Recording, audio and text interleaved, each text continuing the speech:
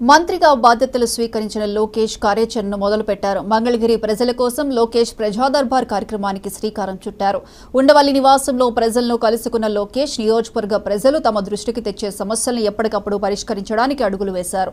దీనికోసం ప్రత్యేక యంత్రాంగం రూపొందించారు. ప్రతిరోజు ఉదయం ప్రజలకు అందుబాటులో ఉండాలని నిర్ణయం తీసుకున్నారు. తక్షణమే సమస్యల పరిష్కారానికి యాక్షన్ ప్లాన్ను సిద్ధం చేసుకున్నారు.